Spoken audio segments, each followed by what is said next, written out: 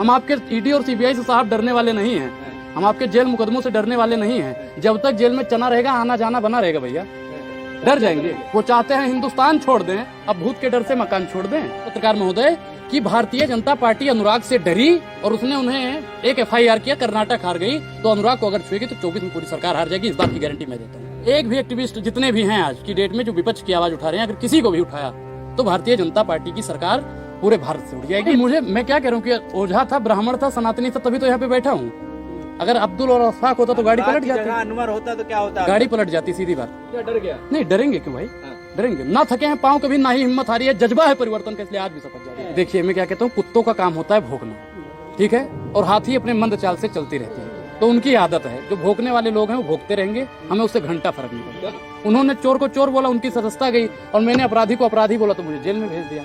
साहब की ये बेईमानी है। मैं क्या कहता हूँ, जो देश की बर्बादी का कारण बनता है, वो चाहे मेन स्ट्रीम मीडिया हो या ये सोशल मीडिया हो, मैं उसके खिलाफ हूँ। बीजेपी का विरोध हम कहाँ कर रहे हैं भैया, वो महंगाई पे डकार नहीं ले रही है, बेरोजगारी पे डकार नहीं ले रही है।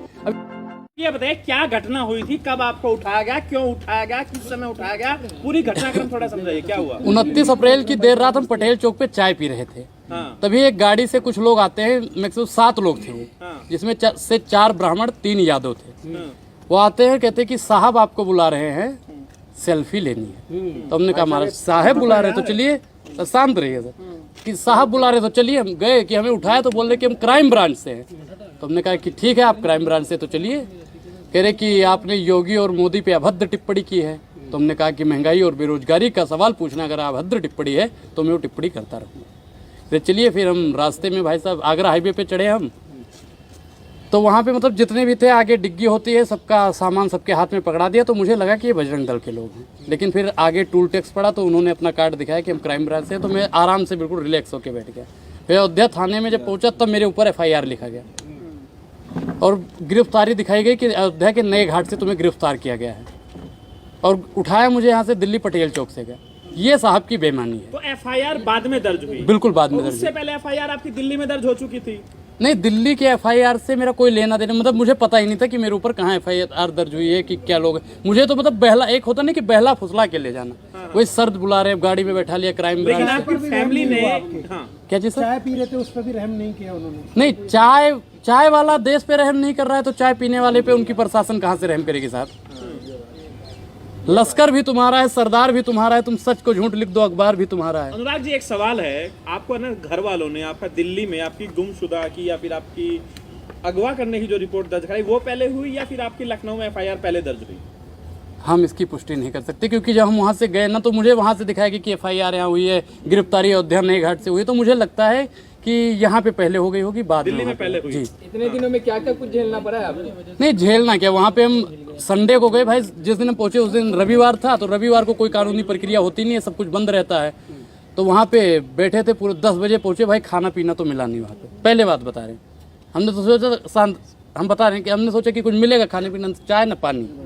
रात में आलू और उसकी साग समझते हो ना, तो सरसों पालक बथुआ सब मिला के बनाते हैं, आलू और उसकी सब्जी मिली, हाँ, और रोटी, वेज खाना मिला, हाँ, शुद्ध शाकाहारी वो मिला। और फिर रात में भाई 2-3 अपराधी और भी थे जो हमसे भी ज्यादा संगीन अपराध करके गए थे, तो उनसे तो हमारा कोई ताल्लुकात नहीं।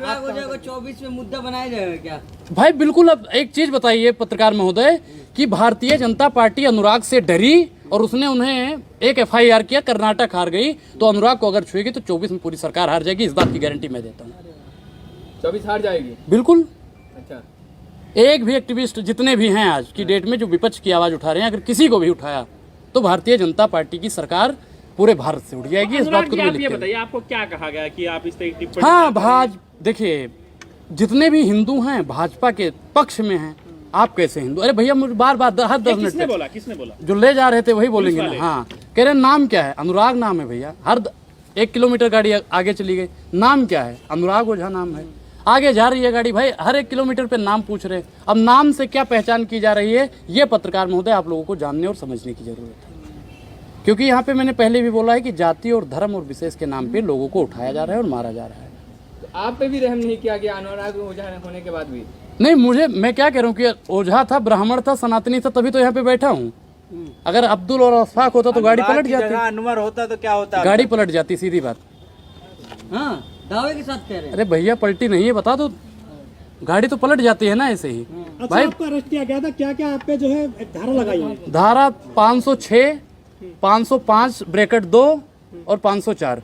तो अब अनुराग ओझा डर गया। नहीं डरेंगे क्यों भाई, हाँ। डरेंगे ना, थके हैं पाँव कभी, ना ही हिम्मत हारी है, जज्बा है परिवर्तन का, इसलिए आज भी शपथ जारी है। हम आपके ईडी और सीबीआई से साहब डरने वाले नहीं हैं, हम आपके जेल मुकदमों से डरने वाले नहीं हैं। जब तक जेल में चना रहेगा आना जाना बना रहेगा भैया, हाँ।